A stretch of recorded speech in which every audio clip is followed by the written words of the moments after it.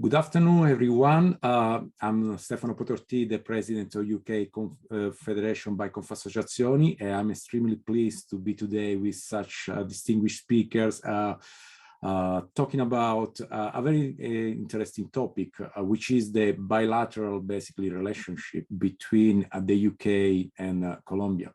I'm pretty sure we are going to go through practical aspects. As usual, we are very focused on giving practical tips to our members, to our audience, in order to facilitate any relationship between different countries, today in particular between the UK and Colombia.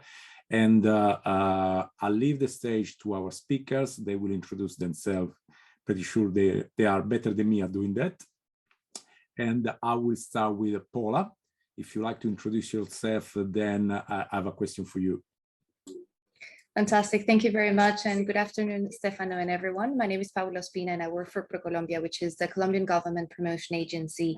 We are based here in London and we have an office that supports British companies or international companies based in the UK and wishing to do business in Colombia. So very, very happy to be here. And yeah, well, happy to support it as much as we can. Thank you very much. So I have a question for you. What are the main reasons why Colombia is becoming a leading destination for foreign investment in the Latin American region? Thank you, Stefano, because that gives us the opportunity to really elaborate a bit on what we've been discussing as the main possibilities why Colombia is becoming such a hub. I guess if I had to pointing down on numbers, I would probably go about 5 reasons. On the one hand, I think the main reason is that the Colombian market is a very dynamic market and the economy is booming and is growing really fast. So on the one hand, you have 51 million inhabitant market, middle income class is growing very rapidly. So that means more access to goods and services from the Colombian population. And then if you look at the forecast in terms of growth for the economic recovery and the economic fundamentals in Colombia, we're placed very, very high in terms of the region. Colombia has become a very steady destination for FDI over the past decades, and we continue to be rising in that ranking. So that would be the first reason. I think economic performance and the dynamic domestic market is one. Then the second one, which is very strong and is something we've been discussing over the past years in the UK, is that Colombia is strategically located within the Americas. It's right in the middle of the Americas, very, very close to North America, US, Canada, but also to South America. And for people in the UK, sometimes it's very difficult to understand how big the continent is, but we're talking about 5 to 7 hours flying north and 5 to 7 hours flying south.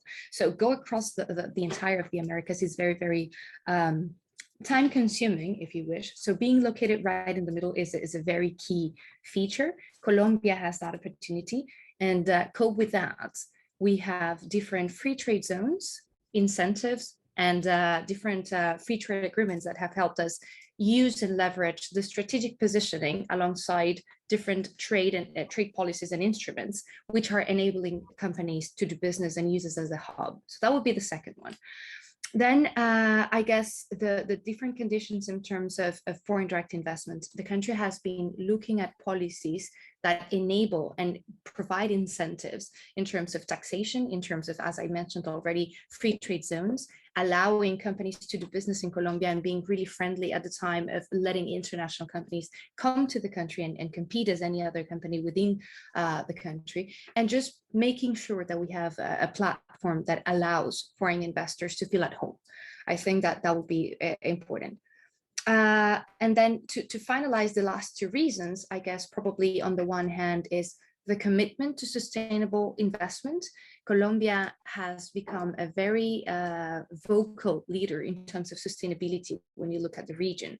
Although we only emit around 0.2% of global emissions, Colombia has a very large climate asset. We have part of the Amazon, but at the same time we have rainforest, we have all different types of conditions and weathers in the country, and we want to preserve those ecosystems. So at the time we're trying to promote business, we're also looking at how to promote business with a conscience and with sustainability at its core. So I guess that's important. And for companies operating in this side of the world, Europe, UK, They understand the importance of having sustainability at its core, and Colombia is promoting to welcome more companies that are looking at that. And then to end, I guess the other final reason why Colombia is becoming a hub for foreign direct investment in the Americas is because we have opportunities in different sectors. We have worked really hard as the government and other institutions within the government and the private sector to really identify what the opportunities are in each of the sectors. So if you look at agribusiness, you can find that Colombia's got a lot of potential for arable land and for productive type of operations. If you look at the technology side of things, we're trying to become a hub for technology in the Americas by training people and having the right human talent. If you look at infrastructure, that's also a very interesting segment that is leading some of the largest PPPs in the region. So very different sectors with opportunities cope with the different conditions why Colombia is becoming a steady destination have made us become a hub, and we want to continue doing that. And if I may, just Stefano, just to finalize my comment there, I guess the other thing that we put on the table as an offer for companies is that ProColombia is a free of charge agency. We belong to the government. And what we want is to provide information, provide business intelligence to those companies that want to understand how to expand into our country. When we talk about investors, we're not only talking about the very large, massive transactions, we're also talking about startups, we're talking about mid-sized companies that look at Colombia as an expansion possibility, but then they can have one or two people operating out of the country, and we would already consider them investors. So we're really flexible, and we're really happy to join forces to just provide them with information, point them in the right direction, make them understand how the different regions in Colombia work, and have a business case done. So those will be the reasons. Wow, that's brilliant. I just discovered in a few minutes so many things I didn't know about Colombia. I believe you also have a presentation, right? Something you want to share. Yes, I had a presentation, but I decided it was covering these 5 topics. I just decided probably I can share it with you afterwards. I have with additional data. Just because of time, I decided that probably was going to be easier. Sorry for the last minute change. That's okay, no problem at all. Then I'd like to introduce Alberto, who is also one of our very supporting members. And Alberto, I'll leave it to you to introduce yourself, and then I have a question for you as well. Thank you very much, Stefano. I'm really glad to be here today with you and all my esteemed colleagues, and also Paula.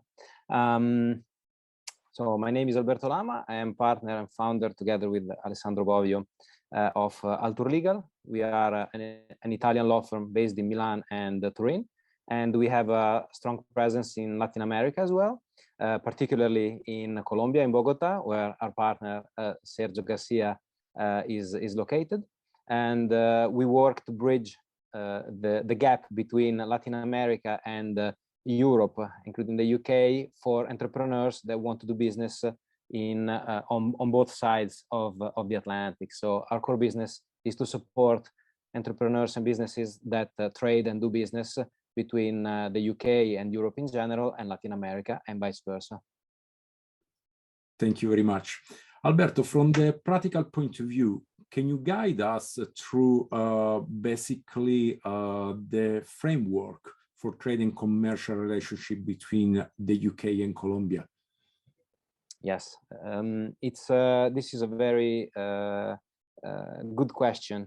In fact, there are, let's say, 2 layers of rules that can influence trade between the UK and Colombia. And the first layer, the framework, is consisting of the international agreements in place between the UK and Colombia, which constitute the foundations substantially of what the trade relationship can be, and set the perimeters of how the private entrepreneur can actually expect his business to go in Colombia when he decides to start it. So I have a small presentation that I will share.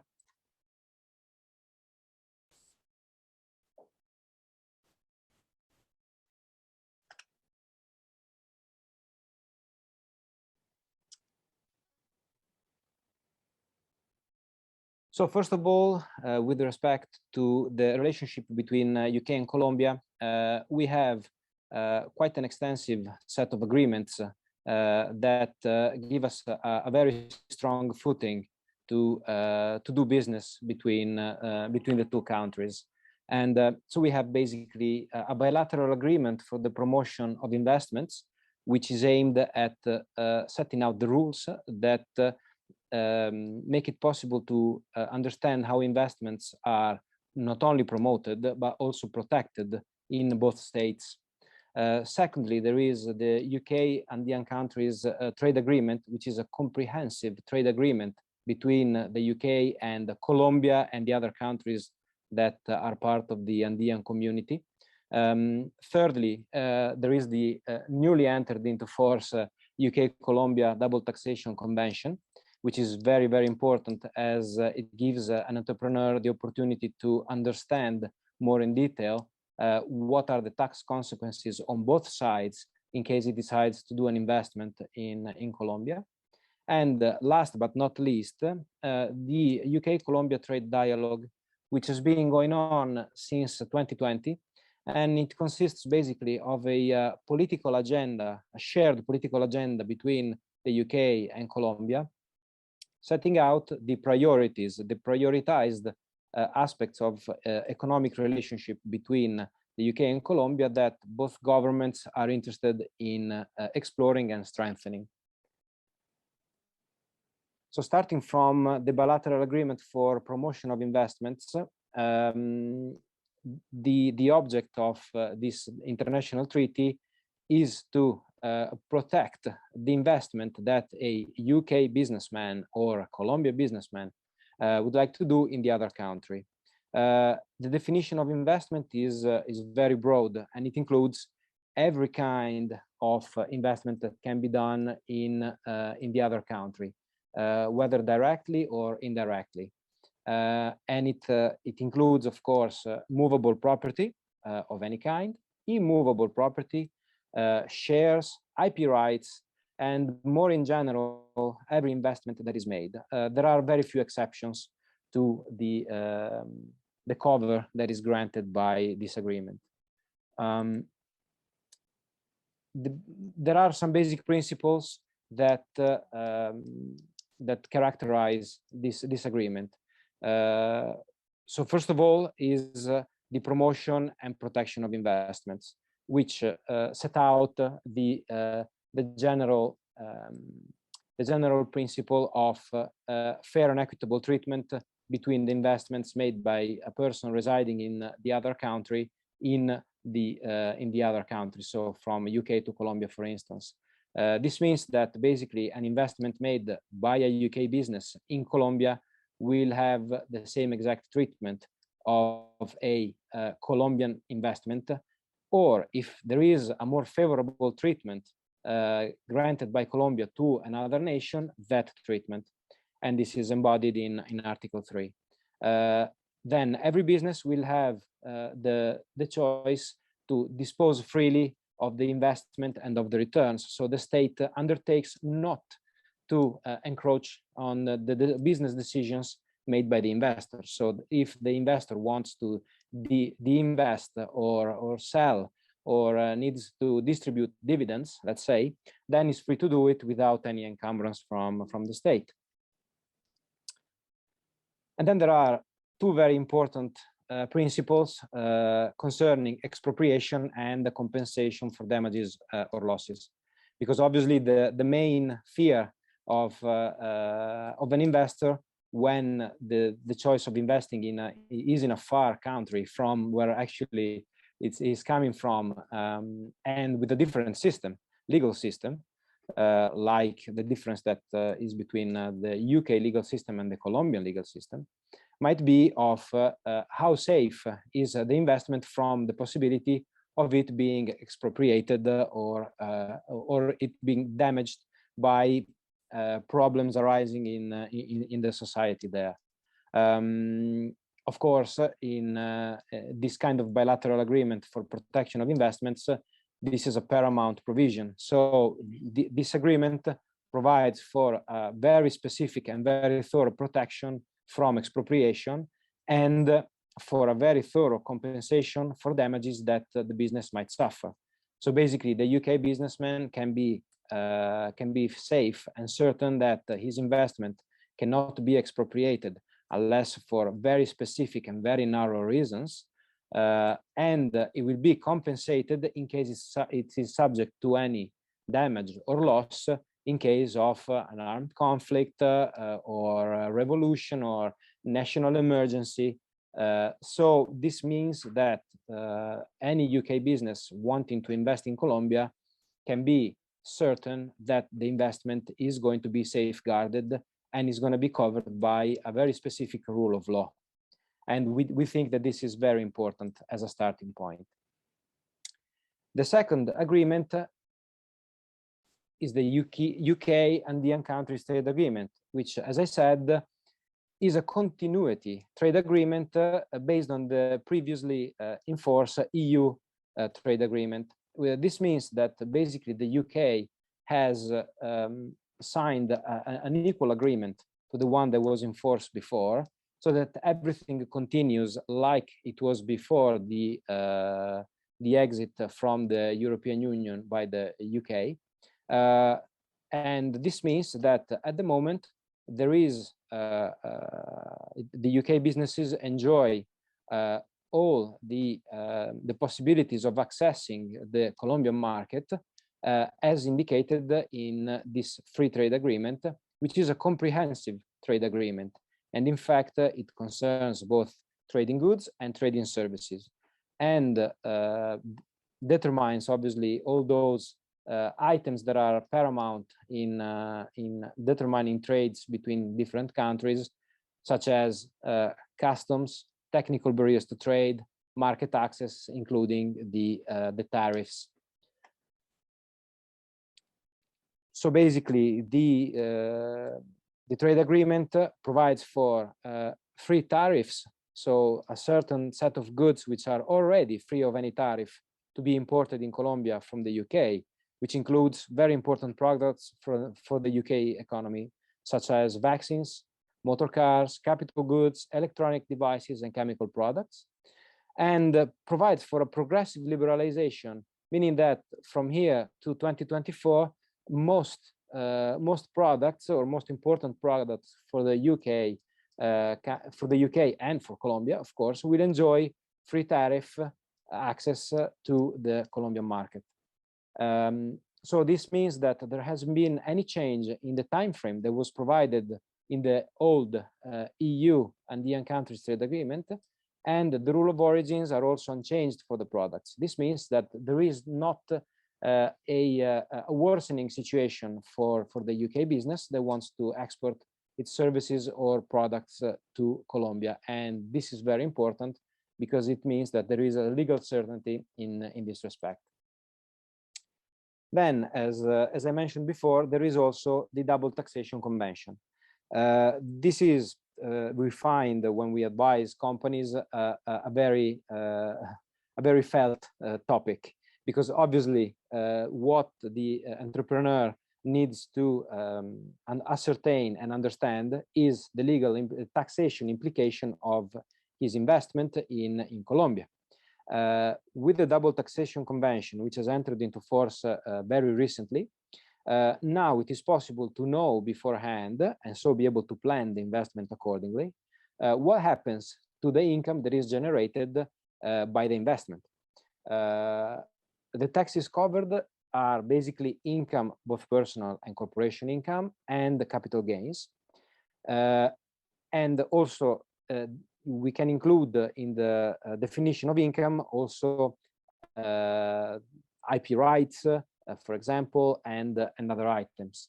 And what is important is that, in general, it is provided that eventual taxes that are paid in both countries for the same investment will be allowed to be used as a deduction against the taxes paid in the other country. This means that, in general terms, there will not be a double payment by the entrepreneur for the same income generated by his company. Some examples of percent of taxation according to the convention, which are relevant because are very, very useful and very used, given the trade structure now in place between the UK and Colombia, are that dividends are going to be taxed at 15%, interest at 10%, and royalties at 10%. This means that by using the convention, there are really low tax rates for specific items, and this gives the entrepreneur that wants to do an investment in Colombia a real good measure of how to manage the investment and what tax consequences this will have. Lastly, as I've said, since 2020, there has been this ongoing trade dialogue between the UK and Colombia, which is a political mechanism to strengthen on a yearly basis the trade between the two countries by boosting the commercial opportunities and highlighting the sectors that are more important for both economies.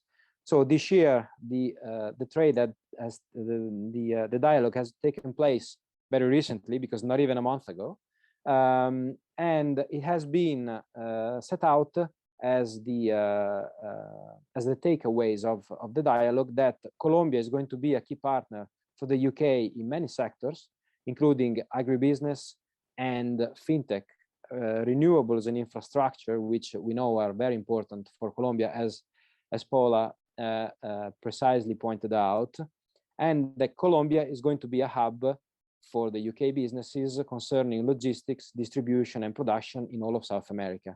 So this is very consistent with also the view of ProColombia, which is on the ground and very precise. And I think it's very important for the entrepreneur to keep it in check, because it gives an idea of the sectors that might be more interesting to develop into for the coming years. And of course, to close it, it's been set out that also both countries are going to make their best efforts to reach the goals set out at COP26, because as we know, the sustainability and the green economy has now become one of the paramount interests worldwide, and so it is even more so in the UK-Colombia trade.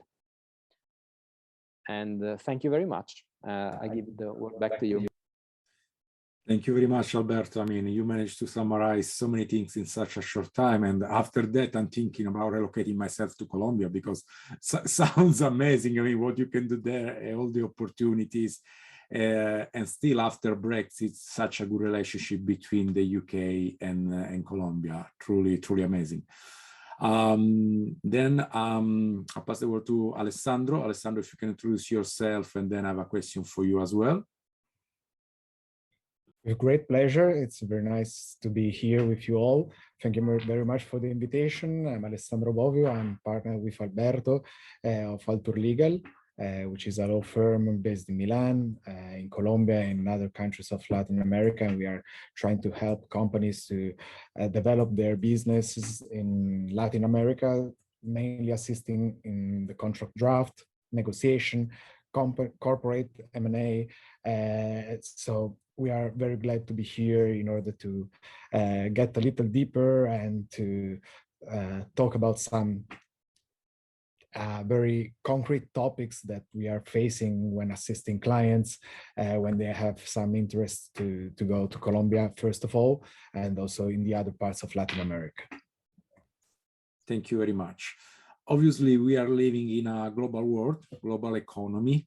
So my question for you is, what are the tools you are suggesting to a company who wants to establish a commercial presence in a new market? That's a nice question. We are lawyers, so my answer would be, we are talking about contracts, we are talking about agreements, which is what we are working with, and the instrument we are using for helping companies to rule their relationship in new markets. We are always using contracts in every aspect of our lives, especially when it comes to new markets and new activities. It's very important to have a very clear a picture of the situation and the local laws. So when a client is contacting us for an advice, we firstly have to understand what is the new market they are aimed to reach. If there is a already trusted local partner there, and seeking for a local advisor that it's able to properly help the client to get all the specific information about both the market and the legislation. So the first aspect is always very commercial, and after having very clear what are the interests that lean to the project of a new business, it's fundamental to understand what are the contracts and what are the agreement schemes that lay. In order to reach a new market, there are very different possibilities that can be divided in two main groups. One group is to have a local partner committed to sell the products at his own name. So it would be the typical case of a distribution or a sale and purchase agreement for another sale in the local market. Or second group of relationships would be to have a local partner committed to promote the conclusion of the deals at the producer or someone else's name. So this is the case of the agent or brokers, mediators, or even the employee with commercial task of a certain company. All those figures or all those contractual structures can be very similar on certain points and have many differences depending on the type of contract we are using. So it's very important to understand what is the activity and the main activities that we wish the local partner to do, to properly rule them in a written form, so to avoid both problems of giving evidence and of the actual agreements, and to have all the relationship very, very clear. It's important to have them written and to have a local advisor helping to understand what are the agreement scheme applicable to the relationship, especially because automatic consequences can rise from a certain type of contract. So the national legislation of the involved parties, it's very important to be clarified before starting the relationship, also taking into the consideration the commercial practice of the specific sector. We can imagine a UK business, a UK company who wants to deal with Colombia. It's important to understand what are the applicable law to the specific relationship with an agent, with a distributor, in a sale and purchase agreement that, of course, is an international sale and purchase agreement, maybe of mobile goods. So when it comes to the main group of the activities that we mentioned before, we can divide two main examples. The first one is the distribution contract, and the second one is the agency contract. We are taking those two type of contract just because they are grouping several activities and can be sometimes confused between them. In the distribution, the supplier or the manufacturer agrees with the distributor to deliver the goods who has to resell in a certain area.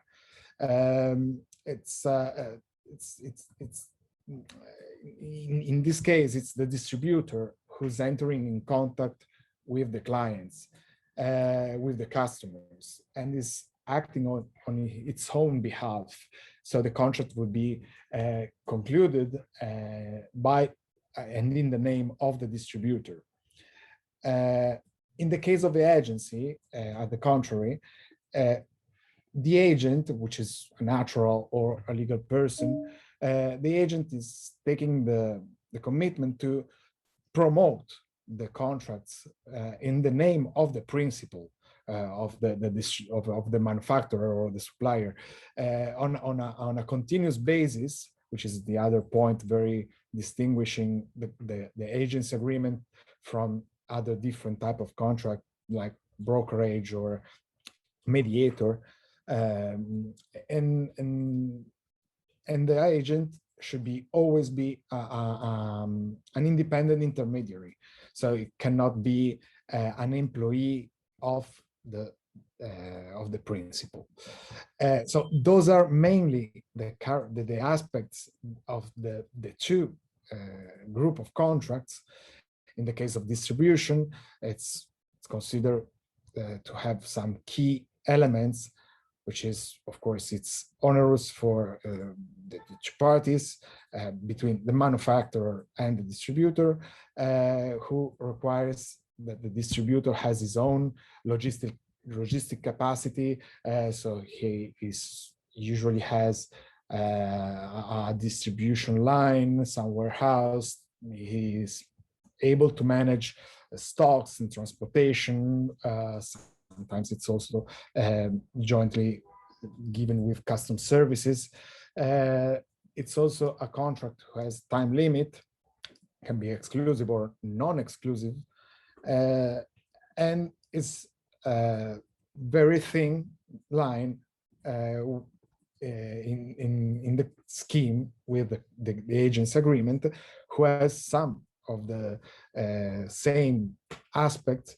But if we want to draw a line that characterize the agent's agreement in the framework of the Colombian legislation, we are inside the genus of the mandate. So agency is a species of the general genus of the mandate. General genus of the mandate is stated at the article 1262 of the Code of Commerce of Colombia, and can be both civil and commercial. We are talking about the commercial mandate, which is a consensual agreement, and it's possible to have it both with representation or without representation. What does it mean?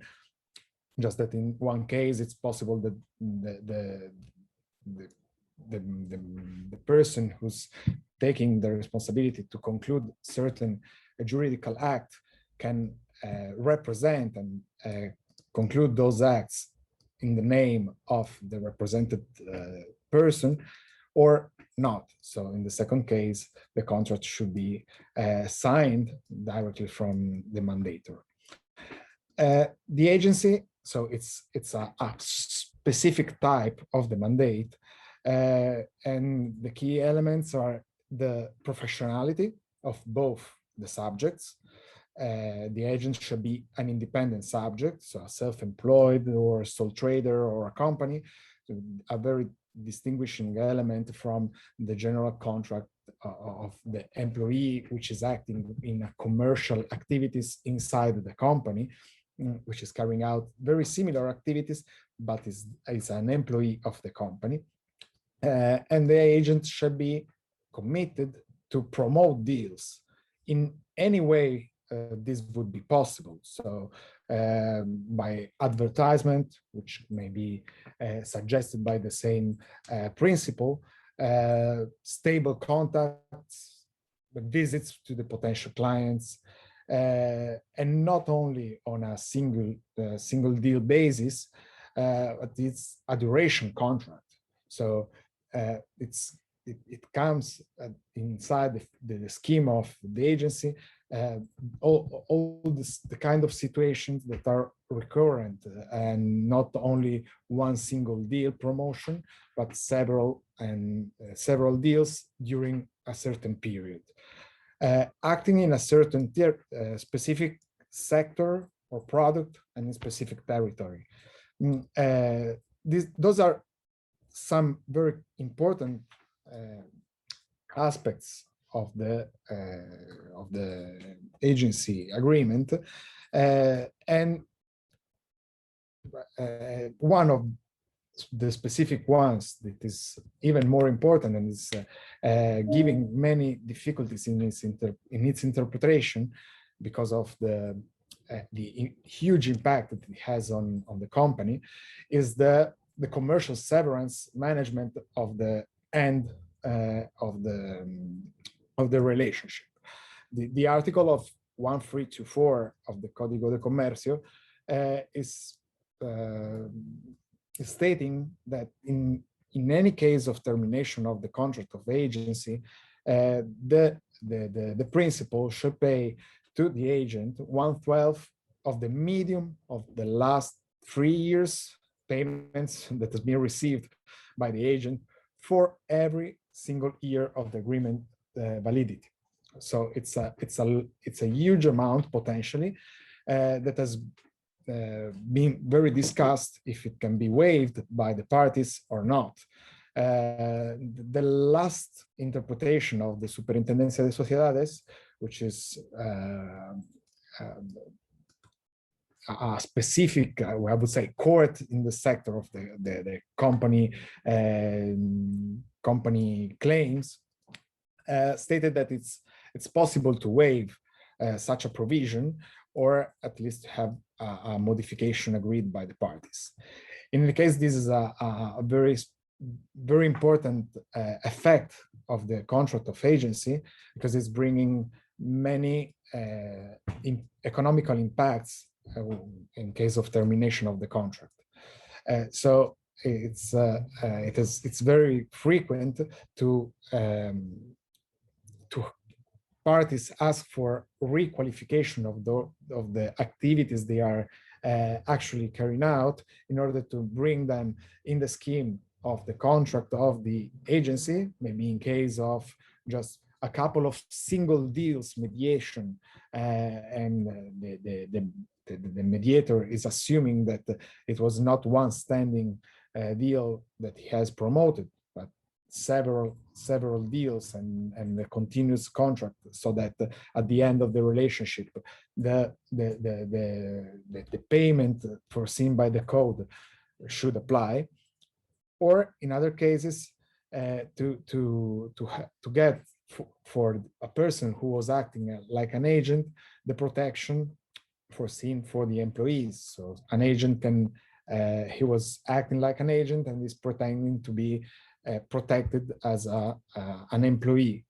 So the interpretation of the actual contract and the real activities that has been carried out by the parties can bring to different interpretations, and that's why we always consider very important, first of all, to properly evaluate what are the actual conditions of the market and the actual activities of the local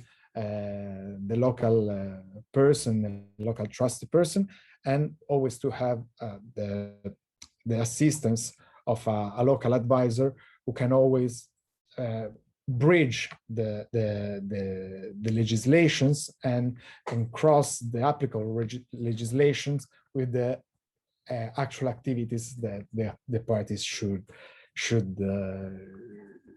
conclude, in order not to have problem both in interpretation and, of course, not to have claims, which is the main aim that we are trying to avoid when we are advising our clients. So it's better to have a proper contract before than a claim after that. Thank you. Thank you very much, Alessandro. Very, very useful and interesting. The beauty of technology is that basically we are connecting people from 3 different locations. And so now we can virtually go to Colombia. Sergio, if you don't mind to briefly introduce yourself, and then I have a question for you as well. Sure. Thank you, Stefano. Thank you, everybody. Welcome to this conversation. Thanks for the invitation. As you said, my name is Sergio Garcia. I'm a partner of Alture Legal with Alessandro and Alberto, and we have the base of Colombia office with some other partners. And we are happy to discuss a very interesting topic that we have now. Thank you very much. Well, the question I have for you, obviously, you are an advisor for entrepreneurs in Colombia. So what are the alternatives that foreign entrepreneurs have when they want to develop their businesses in the Colombian territory, obviously following the rules? Sure. So the first thing we must say is that doing business with Colombia or expanding your business to Colombia, as Paula said, is opening the door to doing business all over America. Colombia is in a very strategic geographical positions, since Colombia has easy access to any part of America, from Argentina in South America to Canada to in North America. So this is why Colombia is very attractive for foreign investment. So to answer your question, an entrepreneur or a foreign investor might have some alternative when expanding their business in Colombia. The first alternative, I might say, is to make an investment in a company already established in Colombia, so that the company can have an injection of capital and they can grow its business in so many ways. Other possibility is that the entrepreneur or the foreign investors starts or develop their own business in Colombia. So if an investor wishes to enter to Latin America, this way might be the way, because it can establish his first company in Colombia and then expand to other countries around the region. So it's very important to keep in mind that depending on the type of investment made in Colombia, the entrepreneurs or investors might apply for some type of business or a visa or residence visa. So it's really, really important to keep in mind. So before starting operations in Colombia, it is necessary, and we already talked about contracts, but it is necessary to decide which is the best type of company you want to open depending on your business. We're going to make a general review of the types of companies that exist in Colombia, what are the most used today, and which of these might be useful for entrepreneurs or foreign investors. So here in Colombia right now, the most common types of companies in Colombia are, I'm going to say in Spanish, sociedad or sociedades por acciones simplificadas, or simplified stock companies, sociedades anónimas or corporations or limited companies, sociedades limitadas or limited liability companies, or sucursales or branches offices for a foreign company. In general terms, to incorporate a company, it is required to make a company by laws, apply for a registro único tributario, RUT, or taxpayer identification number for the company. Opening a Colombian bank account, it is required to do it in all the companies. And if you are an investor or an entrepreneur, you may have a power of attorney executed before a notary, provided by the shareholders in order to represent his interest in Colombia and for the registration before the different entities. We're going to talk about especially about the simplified stock companies, or as we say here in Colombia, the SAS, and the other company, which are the corporation or the sociedades anónimas, or SA. It is important to understand that the liability of shareholders involved in both types of companies are limited to their capital contributions. It is really important to keep that in mind. So about the SAS. This is the most common type of company, because right now, according to legal entities here in Colombia, almost 90% of the companies in Colombia are this type. And which is, what is that? Because it is too easy, and they have a lot of facilities here in Colombia to incorporate.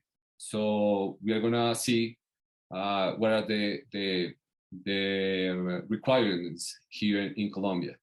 So, for example, for this type of companies, there is no minimum capital required to start a company.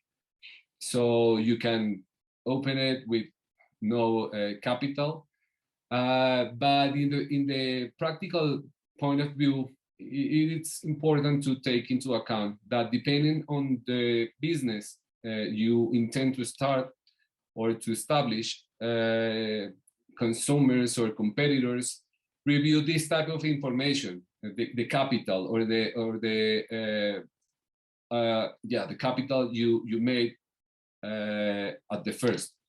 Likewise, it is required to make if you try to make a loan in a bank, they also review that. So it is important to have at least a minimum capital.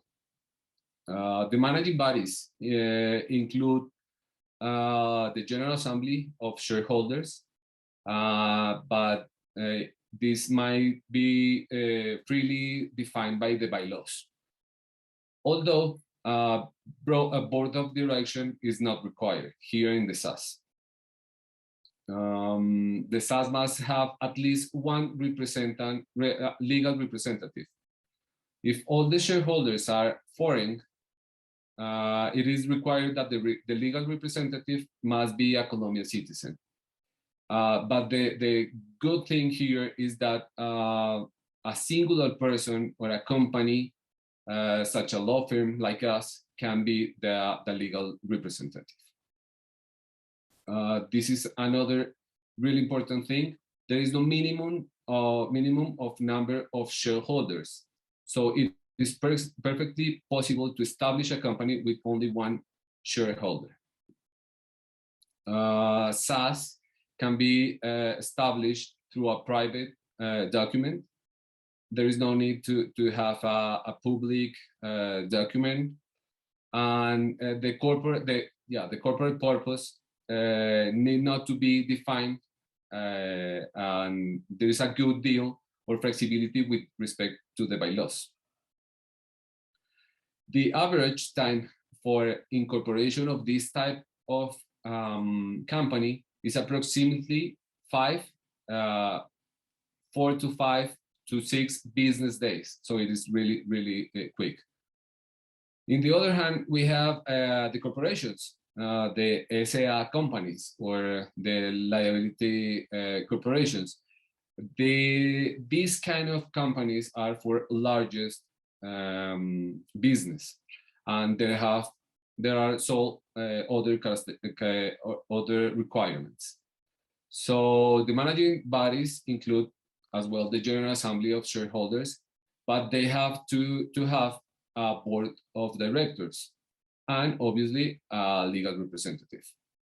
The SA must have at least 5 shareholders here in Colombia, must have or must be incorporated through a public instrument, as I said, and a specific corporate purpose must be indicated. And good thing is that there are no restrictions or share transfers, except for the cases provided by the laws or the bylaws. In this case, the SA average time for incorporation is around 7 to 10 business days. So it's a little bit, it's not that much.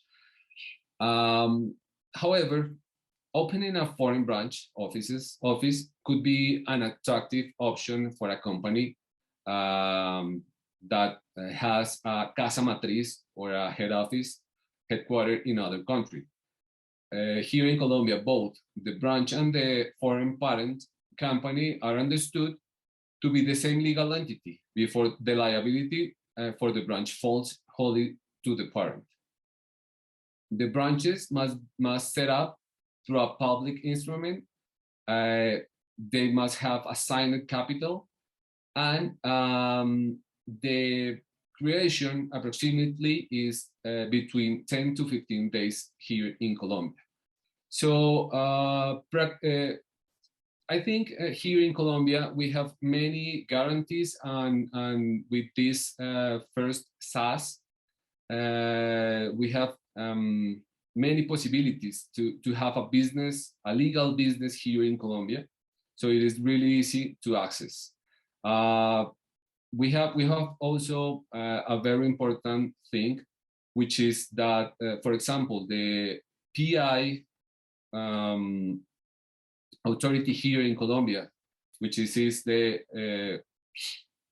Superintendencia de Industria y Comercio, can bring to the investors or the entrepreneurs many guarantees to protect the works of authorship, to protect originals works, and there are many guarantees here in Colombia in order to analyze the possibility to come here and invest here in Colombia or start a new business here in Colombia. Thank you very much, Sergio. Extremely interesting.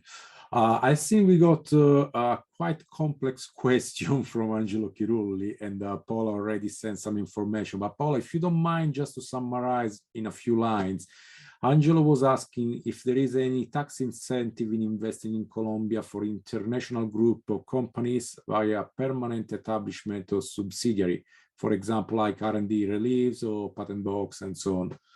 If you can identify a couple of them briefly, and then probably we'll share with the audience after the seminar more material coming from you, and also coming from Alberto, Alessandro, and Sergio. Yes, thank you very much, Stefano and Angelo, for the question. I think something that is important to mention is we don't have such a scheme as the one you have in the UK per se. It's not a scheme organized to provide incentives. However, the Colombian government has indeed created some different incentives for attracting foreign direct investment in different topics. When we look at innovation and research, there is currently an incentive allocated to that purpose. Is mostly related to the control and improvement of environment. So all of the technologies related to innovation for the environment control, they are subject and liable to be to have a tax relief, as well as you have different type of discounts or benefits when you invest in logistic distribution centers. If you were to also apply for incentives within a free trade zone, you have a different type of taxation regime applicable. If you wanted to employ different types of populations, for instance, for creating employment for young population that just graduated from university, there's a different type of incentive. So there's a wide portfolio of opportunities. It does depend on, one, the sector, two, the type of project that the company is aiming to do in Colombia, and then, of course, which entity within the government is providing that tax relief. So what we have done at ProColombia is we don't create those incentives ourselves. Those are created by different national institutions. It could be a ministry, it could be the Ministry of Finance, or it could be in the head of, for instance, the one on research and development is in the head of the Ministry of Science. So those different agencies have created different type of tax reliefs. We've put them all together in one summary. We can circulate that. I can send it to everyone in the call link so that they have access to it. And what we can do is later on, we can do with Alter Legal and the ProColombia's in-house legal team a call to look at very specifically what the incentives may be and how they could apply for the different type of projects. So I'll just posted it here. It is to summarize then, there's no one single program to provide incentives, but rather we have different incentives in different sectors that are, of course, available for investors. Thank you. Does the document include Orange economy incentives? Because there was It does. It does. So That's a very from Luis, important the answer segment. is coming directly from the document. Yes. Yes, Okay, yes, yes. now I think I'm gonna put you all in a very difficult situation because you need to look at your crystal ball. Obviously, the webinar was extremely interesting and technical, but we are coming not even out from the last 2 years were unpredictable, extremely complex, and as I said, we are not out yet. Now we have the war, we have bills going up, and so on. So, compared to the global economy and the global scenario we had pre-pandemic, where at least entrepreneurs and companies had some kind of certainties. Let's put it this way, at least in the medium term. I wouldn't say the long term, but at least the medium term. We moved to a scenario where the medium term doesn't really exist any longer right now. I myself as an entrepreneur, I'm planning the next probably 6 months because everything is changing so quickly. So my question to you is, how do you see this relationship between the UK and Colombia, considering all the opportunities over there, but also the fact that Colombia is quite far away physically from the UK, in an extremely uncertain scenario like this one? I know you are hating me right now, sorry. No, I think it's a great question. If I may just jump in, I think you mentioned something, Stefano, that I would like to touch upon, and is people tend to think that it's really far, but if you really look at how the British people have been doing business internationally, they usually go to Middle East, Asia, they go really far. When you take a flight from London to Bogota, it's a direct flight, it's 9 hours. It's like flying to Cape Town. It's not that far. People in the UK are used to those type of flights. Let's use the Cape Town as the example. And then the other thing is, once you reach Latin America and you realize just by having one person that speaks Spanish, you can tap on a 600 million inhabitant market, right? So Latin America is vast. We share a language except for Brazil. So that makes it easier. The culture for doing business is just quite similar. Then you have one person speaking Spanish, it just breaks the barrier of making it really, really difficult and long. So I think that's one thing. I think there's a perception that is far. I think there's also a misperception that Latin America is a Spanish market. And that is not the case, honestly. When you're traveling, you go and see how Latin America is behaving as a hub for new companies that are just blooming in the region. You realize that there's potential for more. And I guess, yes, these are uncertain times. If I was the other day saying that, just imagine kids in 20 years from now trying to remember everything that happened from 2020 to 2021. It's just crazy how history has been shaping over the past 2 years. But then if you look at what's happening right now, and let's take Brexit, for instance, the UK is in need of building stronger partnerships beyond Europe, beyond the usual suspects, beyond the just immediate neighbors. And I guess what we're trying to say from Colombia is, well, there's a huge market which is Latin America. It's not only Colombia, it's Latin America, the wider Americas, closer to the US, which is a very typical market for UK companies, and they want to be close to the US. Is no secret that the US is a large market everybody wants to tap on. But then Latin America can provide that building ground to be closer to the market. And then what we are saying is that Latin America is really vast, so we can be a gateway to the region. We can help you have one foot in the ground, understand how the market operates, and then help you build your strategy to reach the other regional markets. So I guess the fact that the UK and everyone, actually not only the UK, is right now in the need of looking for partnerships puts us in a right position to say, well, actually, there's a new proposition coming from Latin America, and within Latin America, Colombia as a gateway to the wider region. So I would probably approach that question that way. Thank you very much. Alberto, Alessandro, Sergio, would you like to add anything to that? Yes, if I can chip in, I agree totally with what Paola has said. And I also add that it is actually true, and we've seen it happen time and time again, that when a company lands in Colombia, for instance, then it's quite natural that after they gauge the market and they understand it better, and they gain some experience, then they expand into neighboring countries, and that gives them a very a very good boost. What's important is to have the right help and advice and in place as well there as well. That's paramount, and doing things well from the beginning. So starting out by doing the necessary market research and doing the preliminary and preparatory work, and with that, usually the landing is soft, and it works.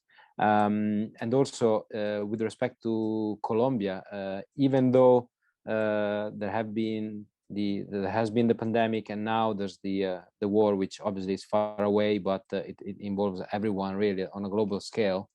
We are still seeing a very strong growth prospectus for Colombia this year and next year. It's one of the fastest growing economies. So in the medium term, one who wants to invest in Colombia can look forward to having good returns. So it's a very interesting country. And what we've seen, and this is also clear from the framework that I talked about before. These rules are all pretty new.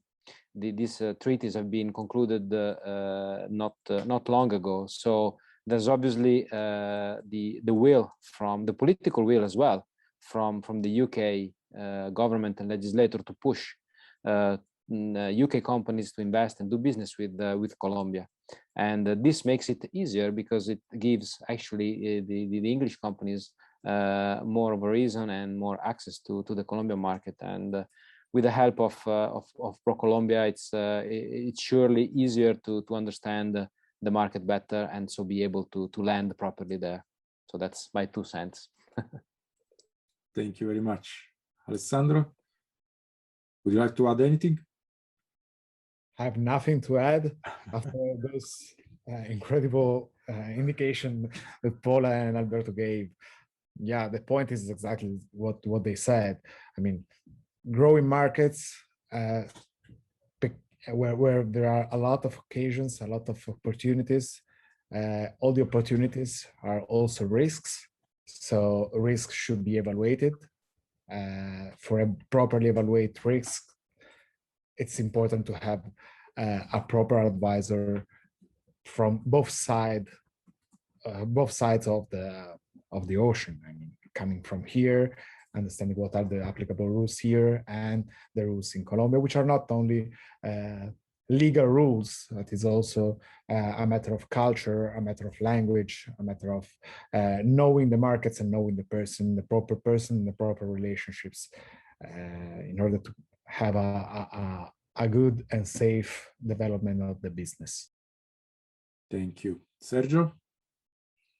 Oh, it's all said. I just want to add that right now, I mean, Colombia is one of the better economies in the region, and it is really cheap to establish in Colombia due to the currency.